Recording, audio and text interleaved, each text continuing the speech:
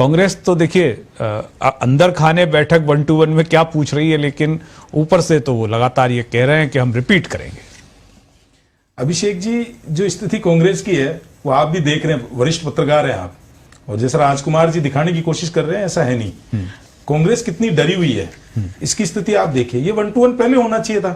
4 साल तक एक बार भी विधायकों का 1-to-1 नहीं हुआ, पूछा नहीं गया कि कोई समस्या है, आपको कुछ चाहिए, कभी नहीं हुआ। अब चुनाव से पहले नहीं 1-to-1 हुआ, लेकिन उसकी विषय वस्तु विषय वस्तु अलग था ना। अब विधायकों को बुला के पूछा जा रहा है। अब ये इधर 1-to-1 करते हैं, सचिन पायलट जी शेखावटी के अंदर अपना शक्ति प्रदर्शन अलग से करते हैं। तो ये जो स्थिति है ना, ये है। दूसरा 1-to-1 के क्वेश्चन देखिए आप, क्या है आपके क्षेत्र में एंटी इनकम्बेंसी एक नहीं है, पार्टी की एंटी इनकम्बेंसी एक नहीं है, जातीय समीकरण क्या कहते हैं। अब एक एक चीज में बता देता हूं, मैं तो छोटा सा ही बातें बताता हूं। जातीय समीकरण पे पूछ रहे हैं कि क्या स्थिति है। दिव्या मदेरणा जी का आपने सुना था क्या बयान, विधानसभा में कहा था कि कौन सी सोशल इंजीनियरिंग कर रहे हो आप, सारी जातियों, जो बड़ी राजस्थान की जातियां, सबको आपने नाराज कर दिया। आप रोज उठ के उनको गले निकालते हो, किसी ना किसी तरीके से उनको जो है आप नीचा दिखाने की कोशिश कर रहे हो। वो आप तो अब डर लग रहा है इनको कि दिव्या मदेरणा जी को इतने टाइम तक सुना नहीं इन्होंने, अब सुन रहे। तीसरी चीज इन्होंने कहा कि क्षेत्र में एंटी इनकम्बेंसी, तो सरकार की 200 विधानसभाओं पे एंटी इनकम्बेंसी है। और कैसे है कि राजस्थान के इतिहास में शिक्षकों के बीच में जाते हैं और बोलते हैं कि मुख्यमंत्री जी तबादलों में पैसे थोड़ी लेते हैं, लेकिन मुख्यमंत्री जी के सामने कबूला कि लेते हैं, और उसके बाद भी तबादला उद्योग चलता रहा।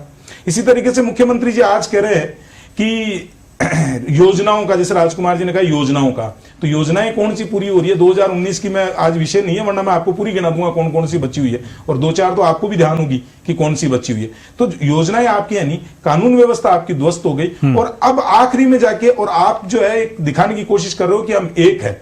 रणताबाजी की चलती क्या है, उन्होंने सचिन पायलट जी ने अनशन किया था, जब बोला था कि मैं कड़ा फैसला लूंगा, विरोध कर दूंगा, पंजाब नहीं बढ़ने दूंगा। क्या फैसला हुआ?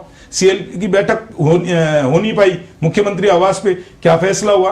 तो यहाँ कांग्रेस के अंदर ना नेता है ना नेतृत्व है, और जो इस तरीके की बातें कर रहे हैं आज ये अंदर बैठ के कि नहीं ऐसा हो जाएगा वैसा हो जाएगा, जनता जानती है और इनको भी एहसास हो गया। कल गोविंद सिंह डोटासरा जी का बयान सुना आपने मुख्यमंत्री जी के सामने, उन्होंने कहा 13 राज्यों के अंदर हम 13 जिलों के अंदर हम साफ होने वाले हैं कि एक भी सीट नहीं आएगी हमारी 13 जिलों के अंदर, अभी भी अगर हम नहीं चाहते तो। इसी तरीके से इन्होंने हाथ जोड़ो अभियान, हाथ से हाथ जोड़ो जोड़ा था। अब कब चालू और कब खत्म हो गया पता है क्या? पता ही नहीं चला।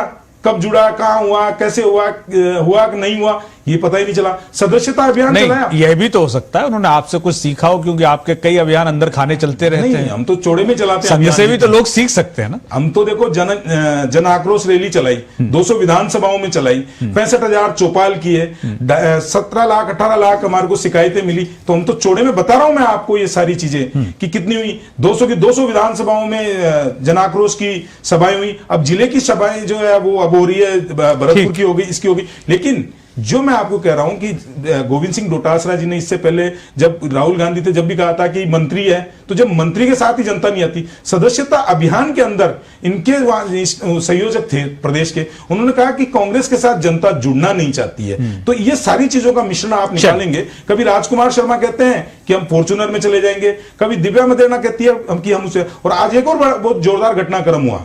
आप देखिए कि अंदर जब बैठक हुई तो राकेश पारिक जी है मसूदा के विधायक, उनका और हम आएंगे उस पर हम आएंगे उस पर हमारे साथ अनंत मिश्रा